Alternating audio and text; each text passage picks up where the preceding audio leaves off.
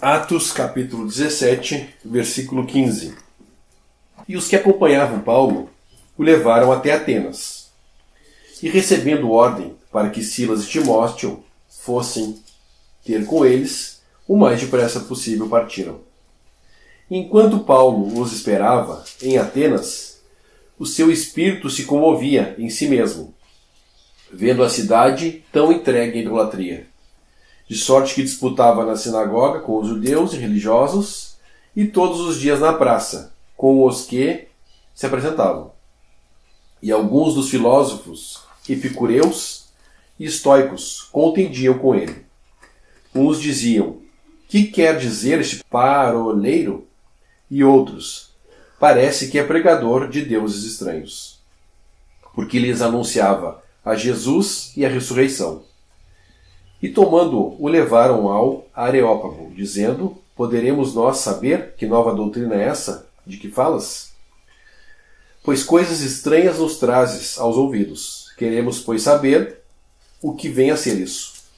Pois todos os atenienses e estrangeiros residentes de nenhuma outra coisa se ocupava, senão de dizer ou ouvir alguma novidade.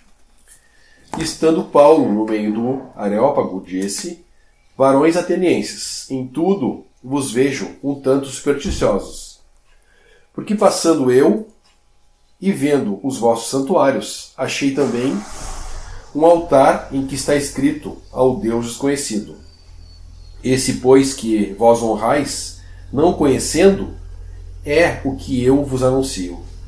O Deus que fez o mundo e tudo que nele há, sendo Senhor do céu e da terra, não habita em templos feitos por mãos de homens, nem tampouco é servido por mãos de homens, como que necessitando de alguma coisa.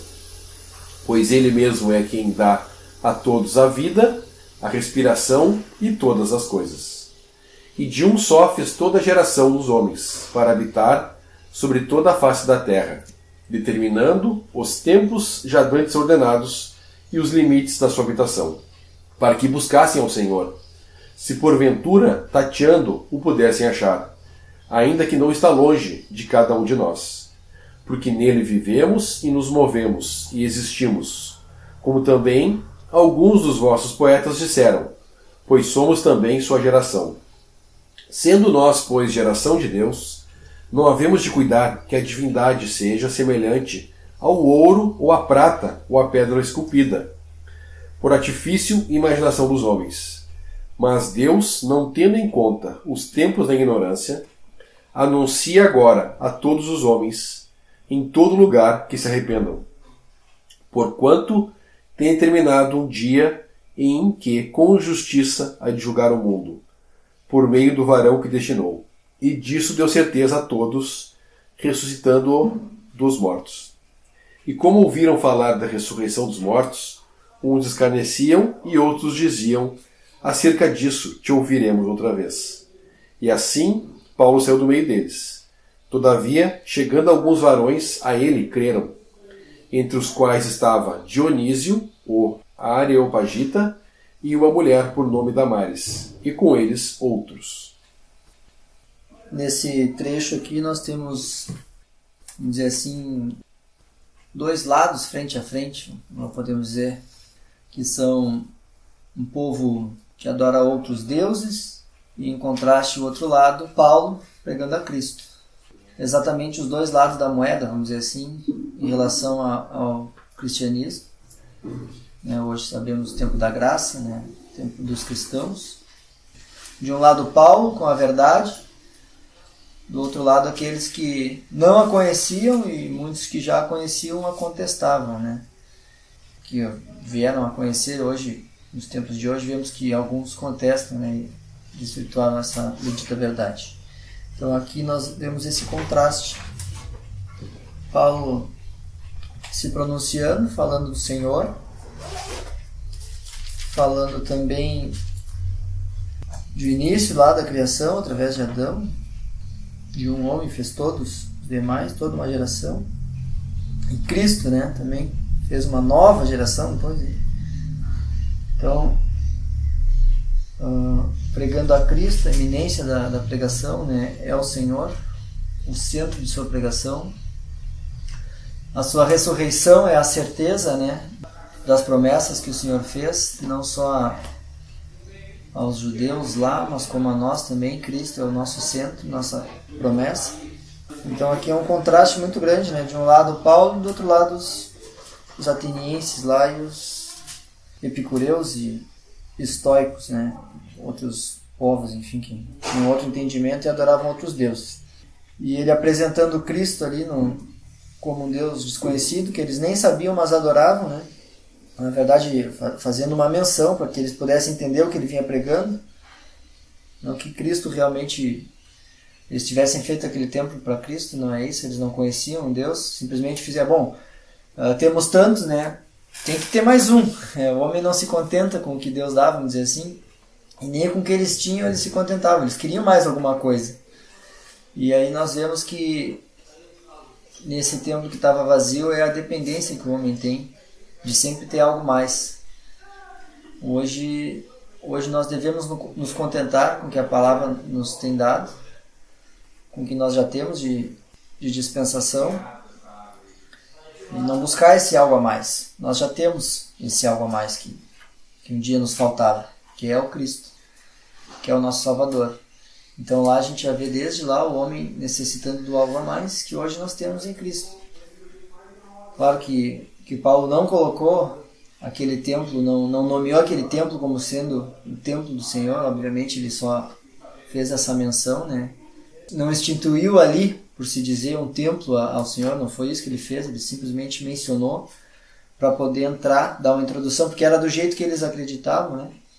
Que haveria um templo, que haveria deuses e tudo mais dentro daqueles templos, e um desconhecido, ele, vamos dizer assim, era uma porta aberta para entrar com o Evangelho, que é o que ele faz nos versículos do 24 em diante, falando que o Deus que eles não conheciam na verdade existia, realmente um Deus que eles não conheciam, que ele estaria o apresentando a eles, né, todos, no intuito da salvação daqueles ali também. Então a gente vê esse grande contraste, né, Paulo falando a eles de Cristo, da salvação.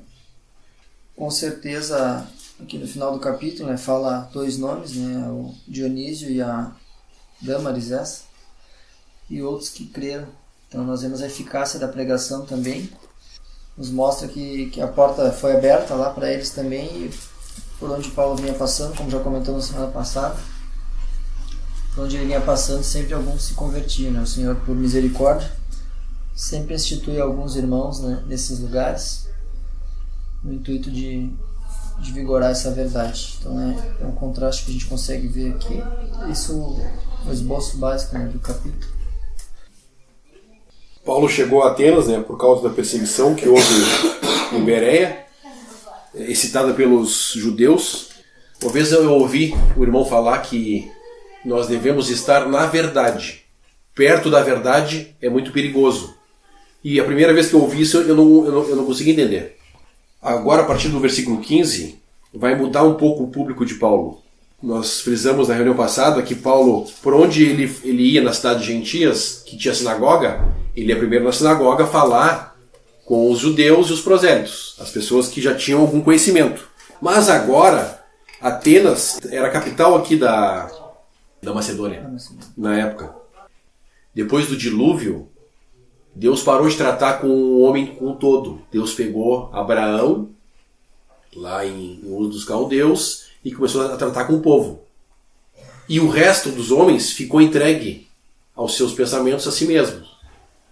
Então, de lá, a gente consegue ver, aqui nesse capítulo, essas duas classes de pessoas distintas.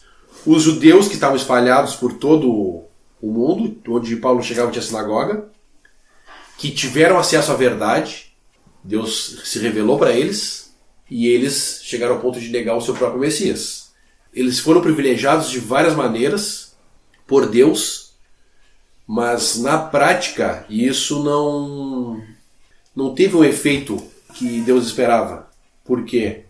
Porque o homem caído, o homem influenciado pelo pecado, Deus vai ter que intervir na trajetória dele, porque senão ele vai buscar os seus próprios interesses, ele vai ser religioso.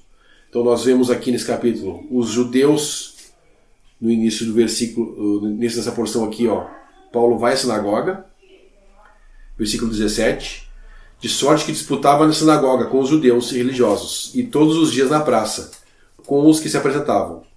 Então esses judeus, eles tinham a verdade, mas eles não estavam na verdade.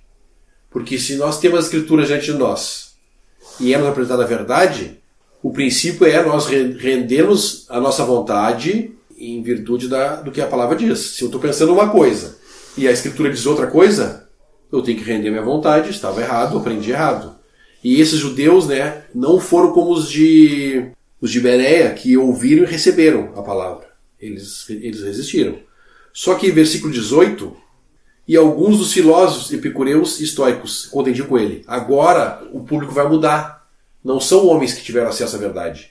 São pensadores, são duas seitas aqui epicureus e históricos, são duas seitas dentro da filosofia, do pensamento, da inteligência. Agora esse público que vai se apresentar para Paulo, eles não tinham a bagagem que os judeus tinham.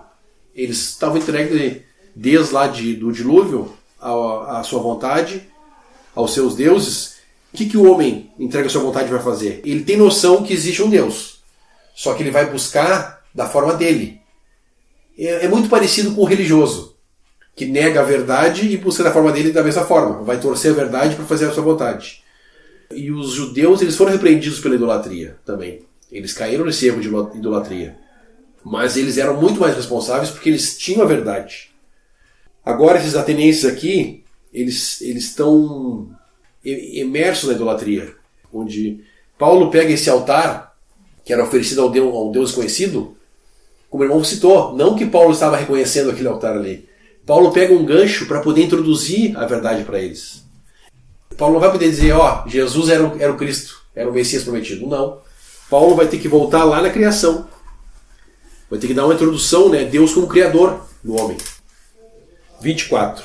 O Deus que fez o mundo e tudo que nele há, sendo o Senhor do céu e da terra, não habita em templos feitos por mãos de homens. Então Paulo volta, eles eram leigos sobre Deus. Eles tinham as tradições deles em relação aos deuses que eles cultuavam lá. Era um deus para cada coisa, um deus para colheita, um deus para chuva, um deus para guerra. Atena era uma deusa, o nome da cidade era dedicado a uma deusa. Então Paulo vai ter que resgatar, voltar lá, começar do zero. O Deus que fez o mundo e tudo que nele há, sendo o Senhor do céu e da terra, não habita em templos feitos por mãos de homens, nem tampouco é servido por mãos de homens. Porque o que eles faziam? Eles faziam templo, faziam estátuas e diziam que aquilo era um Deus que morava lá e prestavam o culto deles lá, naqueles lugares. E Paulo vai trazer luz, que não é assim, que Deus não habita em templo feito por mãos de homens. Isso ele está falando para pessoas que não conhecem a Deus, para idólatras. E se nós podemos aplicar isso hoje dentro do cristianismo. O cristianismo se distanciou tanto da verdade, muito pior que os judeus, porque os judeus foram exercitados em relação à idolatria. E hoje o homem faz o templo e diz que é lá. Cria um templo, cria os seus símbolos, os rituais, as cerimônias. E isso, eu estou falando, de cristãos professos, que têm acesso à verdade, que se professam crer em Jesus, que professam crer que a Bíblia é a palavra de Deus. Então é grave, é muito grave os erros que aqueles que têm acesso à verdade cometem. Uma coisa é os atenienses fazerem ídolos, outra coisa é alguém professo fazer ídolos, como a gente vê na cristandade, tem divisões que cultuam a idolatria, ensinam as pessoas a orar para estátuas, fazer promessas para estátuas, acender velas para estátuas, que são feitas por mãos de homens. Então Deus não habita em templos feitos por mãos de homens. E nem tampouco é servido por mãos de homens, como necessitando de alguma coisa. Esse é outro ponto, e bem interessante. Deus, ele não precisa de nós. O Senhor falou para a mulher samaritana, o Pai procura adoradores, que adorem em espírito e em verdade. É isso que Deus procura, adoradores. Não trabalhadores, escravos, que nós vamos ter que trabalhar e e levar um jugo que Deus não impôs sobre nós. Né? Deus procura adoradores. Segunda parte do versículo 25. Pois Ele mesmo é quem dá a todos a vida, a respiração e todas as coisas. É Deus que nos sustenta. Tanto o religioso como o idólatra. É Deus que sustenta. Porque a religião, infelizmente, nos leva a um caminho de orgulho e se achar melhor que o idólatra. Mas são pessoas que estão fazendo isso sem conhecimento, sem entendimento. Não tiveram nenhum aprendizado sobre a verdade, sobre quem é Deus.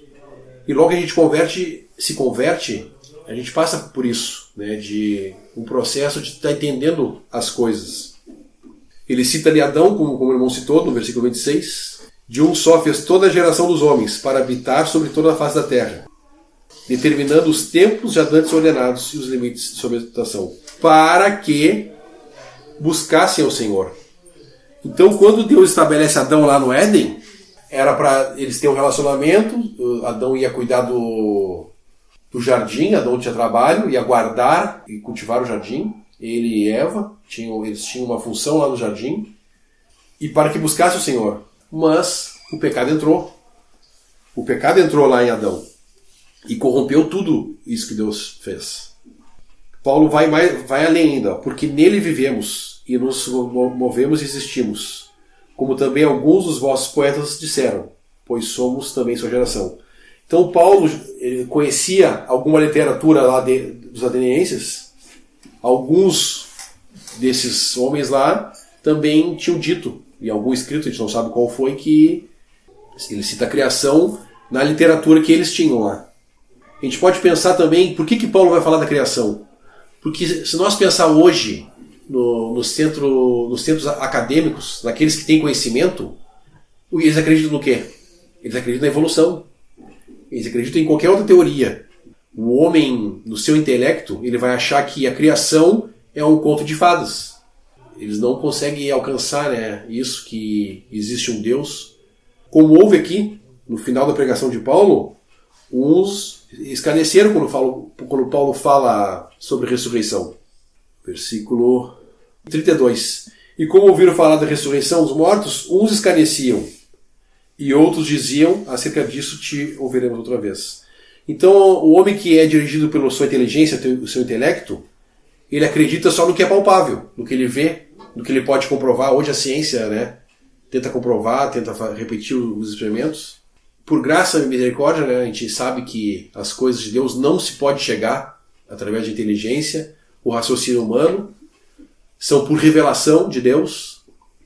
Nós lemos no capítulo passado que Deus toca em Lídia para que ela tivesse o coração aberto para receber as coisas do Senhor. Quando Deus revela para Pedro que Jesus era o Cristo, o Filho de Deus vivo, né, também foi por revelação.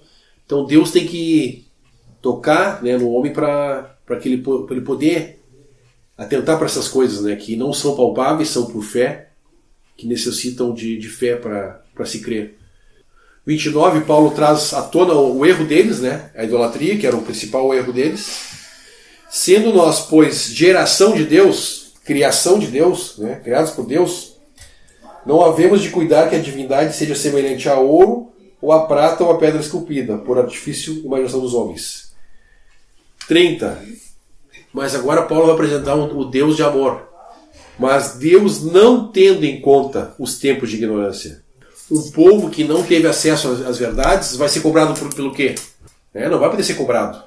Eles vão ser cobrados pelo que eles conhecem. Mas Deus, não tendo em conta os tempos de ignorância, anuncia agora a todos os homens, em todo lugar, que se arrependam. Bom, agora a responsabilidade deles aumentou já. Já foram avisados disso que Deus está anunciando. Anuncia agora a todos os homens. Agora Deus abriu, né? Nós temos estudado Atos desde o início, como que Deus direcionou as coisas, né? Tirando os oráculos da mão dos judeus e transportando para os gentios. Anunciando agora a todos os homens. Tratando novamente com todo o homem junto, não só com o povo, como foi a dispensação judaica. Anuncia agora a todos os homens em todo lugar que se arrependam, porquanto tem determinado um dia que com justiça há de julgar o mundo, por meio do varão que destinou. E disso deu certeza a todos, ressuscitando dos mortos. A mensagem do Evangelho, ela não é completa se não falar na morte e ressurreição do Senhor Jesus. Eles conheciam o que era a morte, esses atenienses aqui. Mas o homem ressuscitar, uma mente cética, não consegue alcançar isso, a ressurreição dos mortos. E chegou a esse ponto, eles começaram a escarnecer. E como ouviram falar da ressurreição dos mortos, uns escarneciam e outros diziam, acerca disso, te ouviremos outra vez. Interessante, né, que dentro do judaísmo tinha uma seita, os saduceus, que eles não acreditavam em ressurreição também. Pessoas que, ao contrário dessa tendência aqui, foram expostas à verdade. O homem, né, distorcendo o que Deus dá, vai ser conduzido, né, para muitos outros caminhos, né, longe da verdade. Então, estar perto da verdade é muito perigoso. Né? Nós temos que estar na verdade, porque senão a gente vai correr o risco de fazer que nem esses judeus estavam fazendo. Perto da verdade, eles estavam perseguindo. Paulo, andando perto da verdade, matava cristãos. E seguiu isso. Judeus, né, nas sinagogas onde eles passavam, perto da verdade, tinham a verdade nas suas mãos, perseguindo o que Deus estava fazendo. Por graça e misericórdia, Deus abriu o coração ali as duas pessoas que o irmão citou, Dionísio e Damares, que eram atenienses. Fala que, todavia, chegaram alguns varões a ele, creram, entre os quais estava Dionísio, o Areopagita, e uma mulher por nome Damares, e com eles outros.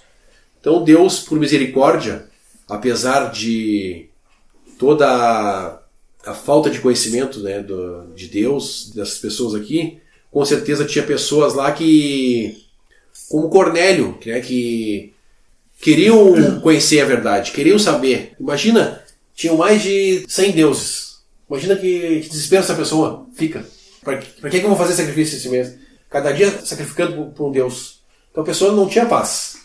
Então, dentro dessa confusão, tinha algumas pessoas que realmente queriam saber a verdade, e o Senhor abre o coração dessas pessoas e fazem, né, elas crerem no que Paulo falou. E com certeza Paulo vai seguir a conversa com esses aí, esses que creram, do versículo 34, esses varões. Aqueles do versículo 32 que escarneceram e disseram, acerca disso te ouviremos outra vez, talvez eles não tiveram oportunidade de ouvir outra vez. Porque no primeiro versículo do capítulo 18 fala que Paulo partiu para Corinto. Capítulo 18, versículo 1. Depois disto, Paulo partiu de Atenas e chegou a Corinto. Então Paulo não esperou lá Timóteo e Silas. Ele seguiu, pensando no trabalho do evangelista, né? Pregou o evangelho, Deus agiu, ficou ali 2 pessoas e alguns outros, ele segue o seu caminho. Só retrocedendo alguns pontos aqui, uma curiosidade também. No versículo 24, quando ele começa a falar a eles, começa a falar para eles vamos dizer assim, eles eram filósofos, como o irmão estava falando ali. Ali era a central de conhecimento, vamos dizer, do mundo na época. Todo esse conhecimento ele era proveniente de algum lugar, com certeza eles tinham as referências, né? E hoje, se a gente for olhar, que muitos tomam por referência a base bíblica para fazer grande sucesso, até em cinema e tudo mais.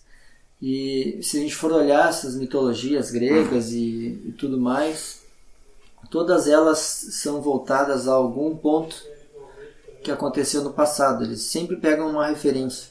Esses deuses e tudo mais que eles criaram lá, estátuas e tudo mais, já desde lá do início, Moisés descendo lá quando fizeram o bezerro de ouro, e de lá vem essa idolatria toda. O homem sempre se espelha nessas coisas. Então foi crucial para Paulo aqui pegar uma referência que todo homem tem, ou seja, a pergunta que se faz, uma das perguntas que existem na filosofia é: eu penso, logo existo. Mas não é isso. Nós primeiro existimos, feitos por Deus, e depois viemos a pensar. Um pensamento assim nesse sentido. Deus sempre vem primeiro. Primeiro a obra dele acontece para depois nós manifestarmos o fruto. Para depois nós acontecermos, vamos dizer assim. Primeiro Deus acontece. Então, todo o fundamento humano é proveniente de algo que Deus já havia feito. Havia criado, havia permitido, enfim. Claro que o homem tem esse dom, vamos dizer assim, de deturpar tudo que Deus faz. Tudo que o homem pega em sua mão, ele tem a capacidade, vamos dizer assim, de destruir. A essência natural do homem foi essa. Desde que pegou lá no Éden, o que ele fez? Deus fez uma coisa perfeita. O homem com suas mãos conseguiu, de uma certa forma, destruir, né? Desfazer o que Deus havia colocado em seus desígnios. Claro que sabemos que tudo isso é proveniente da vontade do Senhor hoje para nós. O ponto não é esse início aqui, mas sim o versículo 29. Eu queria voltar no ponto em que ele pegou uma referência, né? Ou seja, ele teve que falar lá do início. Deus que fez o mundo, ou seja, criou todos os homens a partir de um. Ele pegou toda essa base que eles tinham assim, de criação, vamos dizer assim, para poder justificar a obra de Deus. E no 29 a gente tem uma bem sensível, assim, uma referência. Sendo nós, pois, geração de Deus, não havemos cuidar que a divindade seja semelhante ao ouro, ou à prata, ou à pedra esculpida por artifício da imaginação dos homens. O que ele quer dizer aqui? Realmente isso, que Deus é em primeiro. O homem não tem nenhuma capacidade se não vem de Deus. Tudo vem dele, tudo é proveniente dele. E aqui a obra de Deus é o seguinte: Deus não seria algo criado pelo homem. Jamais. Jamais existiria um homem antes de Deus. É isso que ele está dizendo aqui. Ou seja, tudo que eles criaram, de imagens e de tudo mais, é tudo obra da cabeça. É tudo obra de imaginação e algo que não é de fato a essência do que deveria ser. O que deveria ser o homem? Adorador somente de Deus. Então, aqui ele coloca esse ponto que primeiro Deus veio. Ele gerou. Ele está primeiro. Primeiro nós fomos gerados. Deus gerou. Depois daí veio todas essas criações que o homem fez. Então ele coloca em preeminência a Deus aqui. Nesse sentido aqui a gente reflete para a obra que Deus faz. Então, novamente falando que primeiro Deus se manifesta e depois acontece alguma obra em nós. Não é o inverso, eu faço porque aí Deus vai me... Não. Deus permitiu, aí eu fiz. Entendeu? Então essa confusão aqui, claro, tudo chegou nesse ponto aqui por causa da desobediência lá atrás. E eles aqui, a atenção para eles aqui era colocar Deus em preeminência. Eles estavam sendo então apresentados a Deus para que essa obra que hoje foi completa, né, é completa em nós, viesse a eles também. Agora ele fala em arrependimento no próximo versículo, né, que anuncia agora a todos os homens em todo lugar que se arrependam. Por quê? O homem estava afogado no pecado e a mensagem é de arrependimento. Para os judeus, arrependimento de terem entregado o Messias. E eles aqui, Deus estava levando em conta o tempo em que eles não o conheciam. Mas agora, essa é a mensagem do Evangelho. Não há desculpas para o, vamos dizer assim, o pagão aqui na época. Não há mais desculpas. O Evangelho foi pregado. A mensagem do Evangelho é algo muito sério. A mensagem de um evangelista, como o irmão está falando, é algo que deve ser levado muito a sério. A gente for parar para pensar, nós temos pouco tempo. Pouco tempo. O Senhor está sendo longânimo há mais de 2000 anos que o Evangelho tem sido, que a graça tem sido dispensada a nós, foi dispensada. Mais de 2000 anos o Senhor tem aguardado para retornar e buscar a sua noiva. Essa é a mensagem do Evangelho. Crer em Cristo, creiam na ressurreição. E aqui muitos escarneciam e outros criam. Isso é até os dias de hoje. Então, Deus tem feito essa obra em primeiro lugar e depois ela acontece em nós. Deus primeiro ele vivifica para depois nós darmos o fruto. É isso que ele já vem pregando desde lá. Então a gente vê que o caráter da pregação sempre foi o mesmo. Sempre foi o mesmo. Primeiro o Senhor age, para depois o homem acontecer.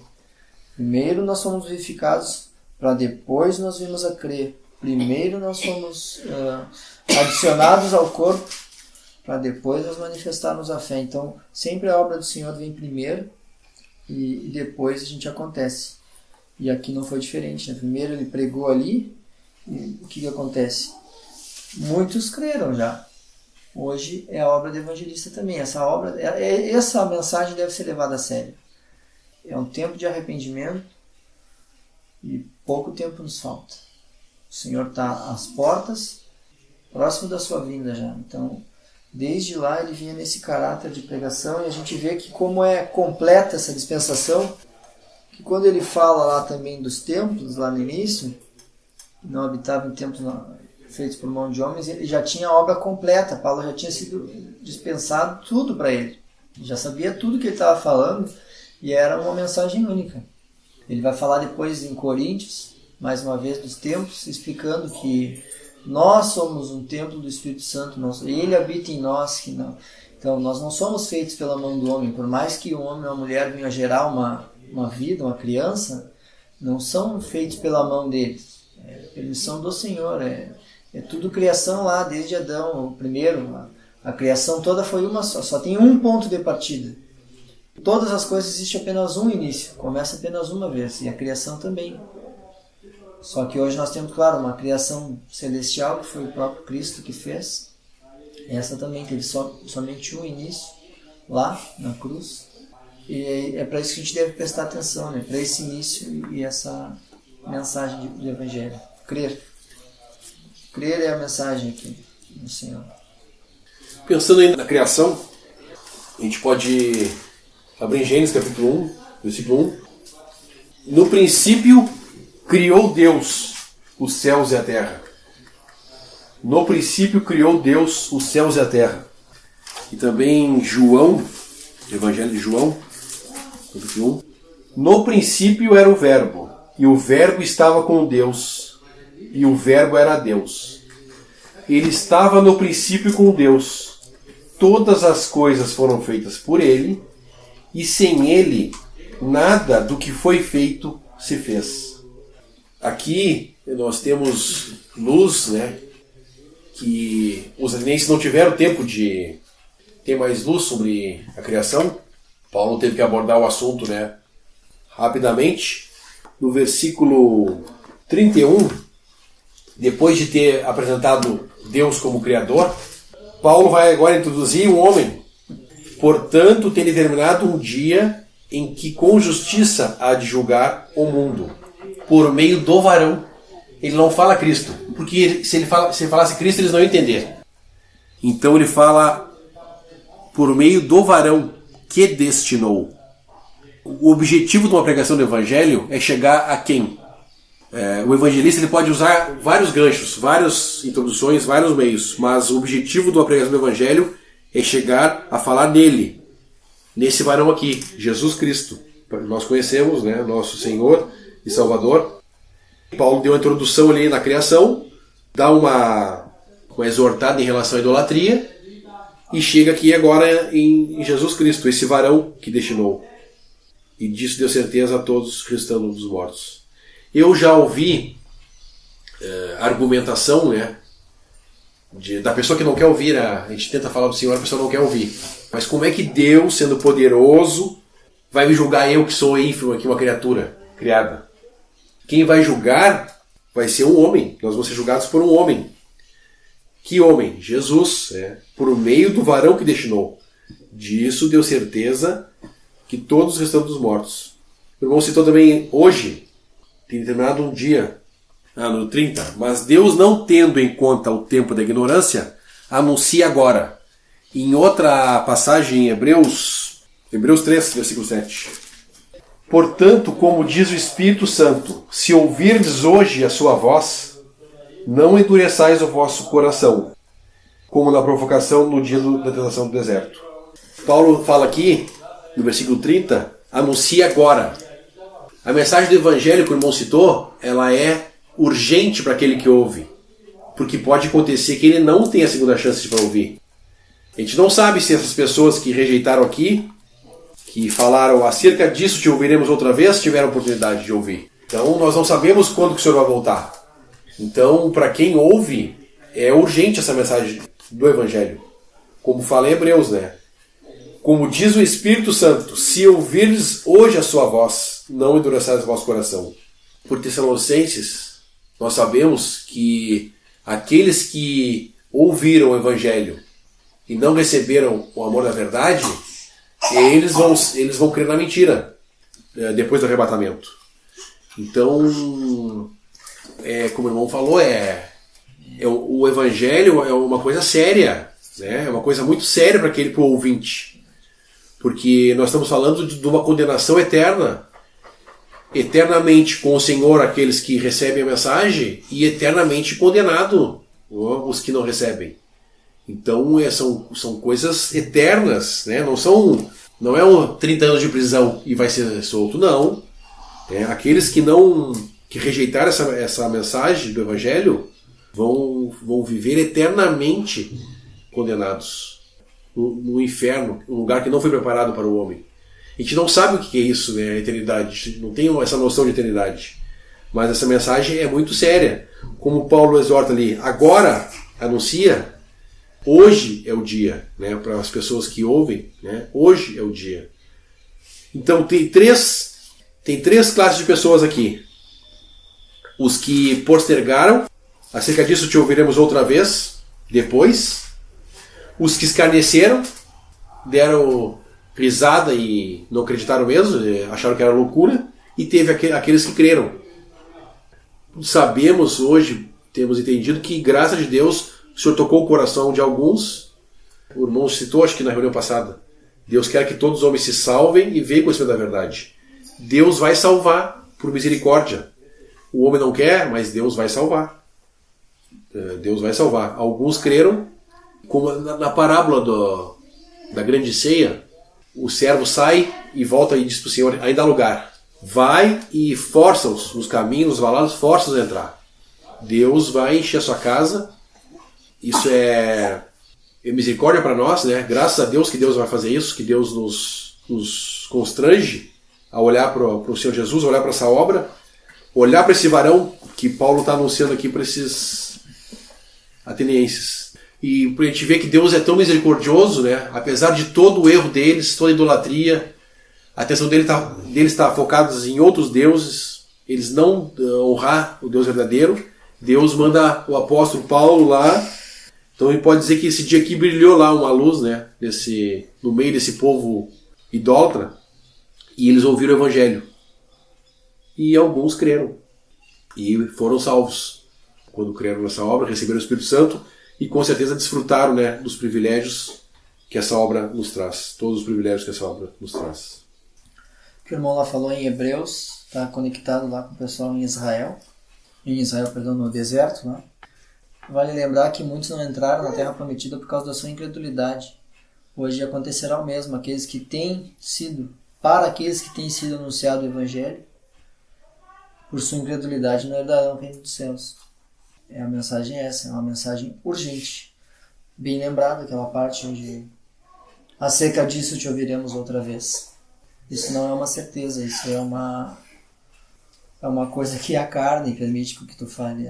Mas não, semana que vem a gente conversa. Tá. Não. A mensagem do Evangelho é hoje. Realmente não. Isso que eles falaram aqui, não sabemos se eles tiveram a oportunidade novamente de ouvir. Quem sabe um dia saberemos com o Senhor lá. É esse o caráter da pregação que tem sido feita desde o início da dispensação. Hoje. Lá atrás também foi por causa da incredulidade que muitos não herdaram a terra da promessa. E hoje não é diferente. Muitos não, infelizmente, muitos não crerão. Mas, ao mesmo tempo que vemos isso, sabemos que o propósito do Senhor é que todo homem se salve. É importante lembrar disso.